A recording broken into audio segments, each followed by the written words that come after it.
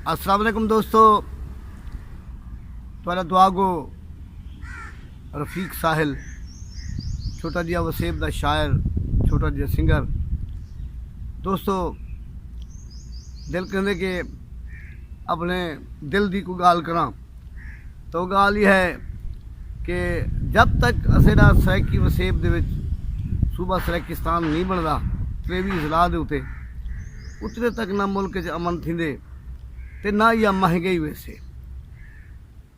हुक्मरान ने अखी बंद च कीते गरीब आवाम करूँ, जेड़े मरात वो अमीरें वास्ते हैं ते जेड़े महंगाई है वो गरीबें वास्ते है।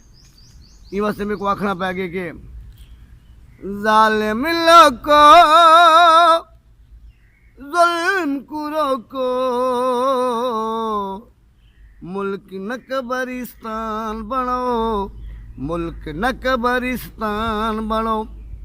ज़ालिम लोको ज़ुल्म को रोको, मुल्क न कब्रिस्तान बनो, मुल्क न कब्रिस्तान बनो। साडी जिंदगी मौत दा मसला, साडी जिंदगी मौत दा मसला, सूबा सराइकिस्तान बनो। ज़ालिम लोको ज़ुल्म को रोको, मुल्क न कब्रिस्तान बनो, मुल्क न कब्रिस्तान बनो। जज तू घिन चपरासी तोनी नौकरी सिर्फ जनाब किते है, जज तू घिन चपरासी तोनी नौकरी सिर्फ जनाब किते है।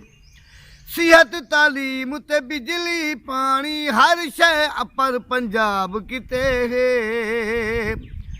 असां भी इंसान यारो, असां भी इंसान यारो, साकू ना हैवान बनो। ज़ालिम लोको ज़ुल्म को रोको, मुल्क न कब्रिस्तान बनो, मुल्क न कब्रिस्तान बनो।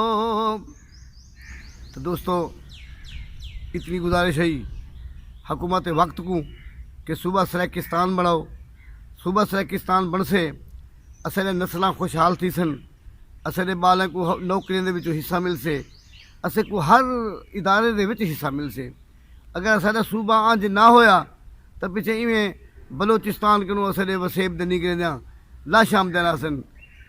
विच सुनिया हो सुबह वाक़या कि बस रुकवाते उन्हें आखे लै हो तले तू कितों दे? आके मैं पंजाब देना कि तू लाया हो पंजाबी है, जबकि वो हन सराइकी, लेकिन लफ्ज़ पंजाब जो नाल लगदा तो 12-13 जवानों दा लाशां आया। तो मैं गुजारिश करसा कि भी सूबा सराइकिस्तान बनाओ।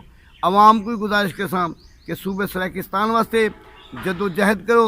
तो ये जेडे जालिम जगीरदार वोट गिनण वास्ते आवें ना, उन्हां नाल मुतालबा करो। बाबा वोट ही शर्त देसूँ, असैम्बली बनते सूबे सराइकिस्तान की गाल कर। अगर सूबे सराइकिस्तान का हामी ही तो सारा ही सही, अगर हामी नहीं तो मेहरबानी तेरी पिजारो वास्ते वो सड़क है।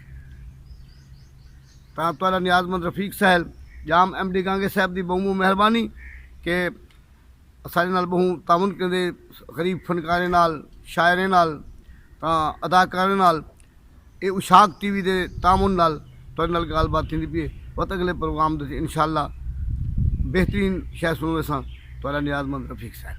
खुदा हाफ़िज़।